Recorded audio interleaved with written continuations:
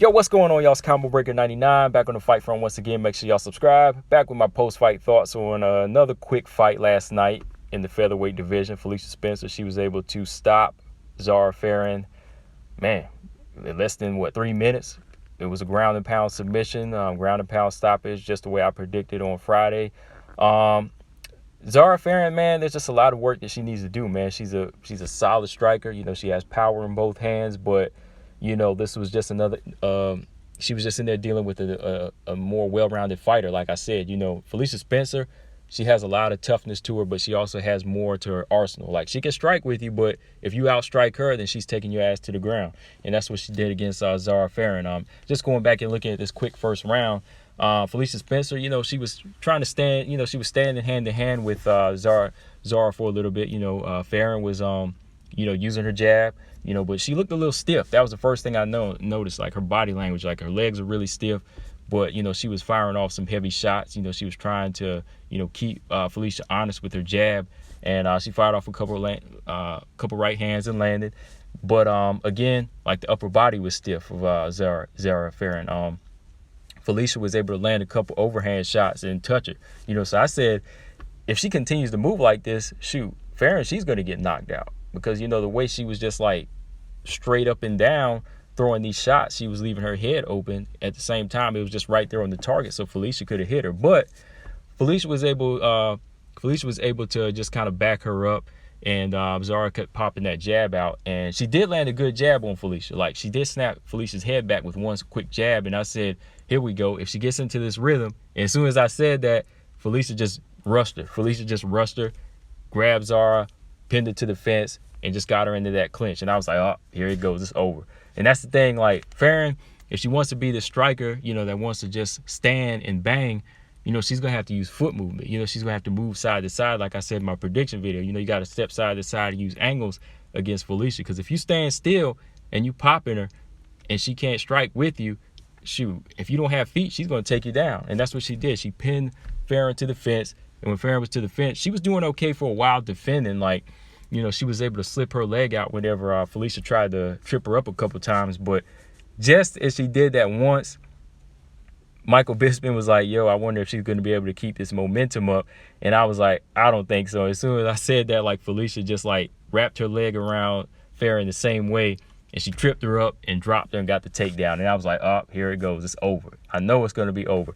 And Felicia just went to work. She really pinned her down. She got the full mount, was just like dropping bombs. She was like raining elbows, forearms, whatever. She was just ramming hammer fist straight down on Fairn for like a good minute.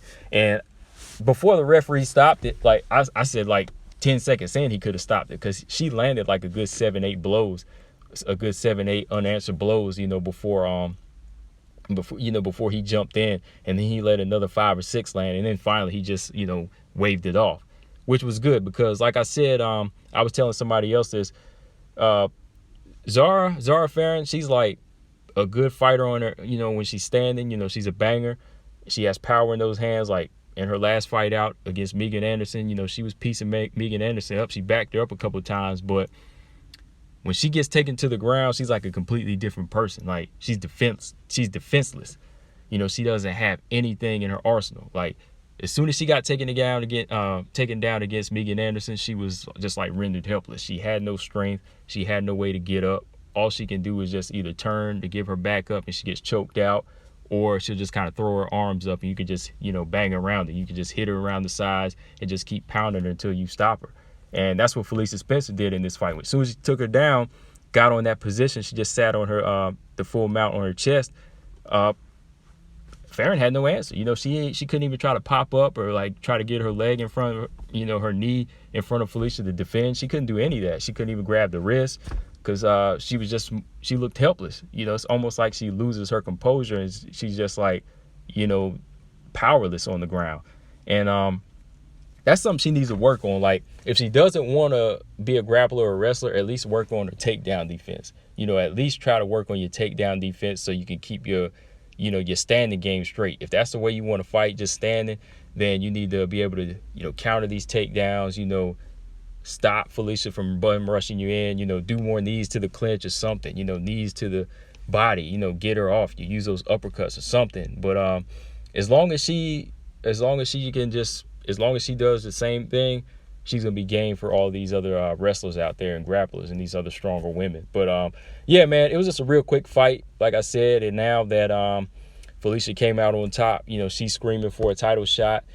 And again, if you ask me, I really wouldn't give her a title shot yet. And I'm just going by like if there was like a real featherweight division to go by. But out of her, Megan Anderson, I guess I would have to say Felicia deserves it more.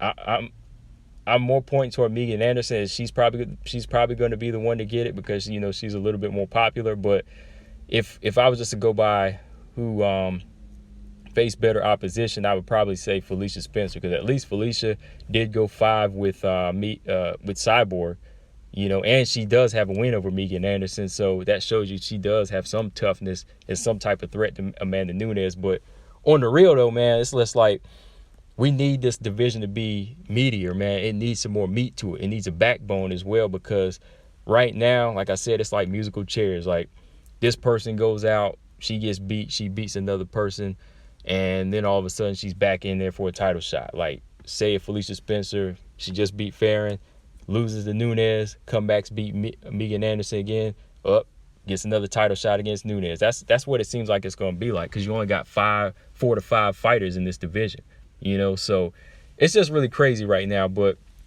like I was saying, I was just looking just now on Instagram, on UFC's Instagram, and they got the picture of Megan Anderson up here. You know, it's saying Paige and Amanda Nunes, and Amanda Nunes responded. You know, she said that, you know, she wants to answer that call. So it's looking like, it's really looking like Megan Anderson and Amanda Nunes might be happening next. You know, looks like that fight might be happening like maybe this summer, maybe April, May or June, or somewhere around that time. But if I had my way, like I said, they really need to come up with another featherweight tournament, and also let some of these ladies from bantamweight that are really killing themselves to make that weight move back up to 145.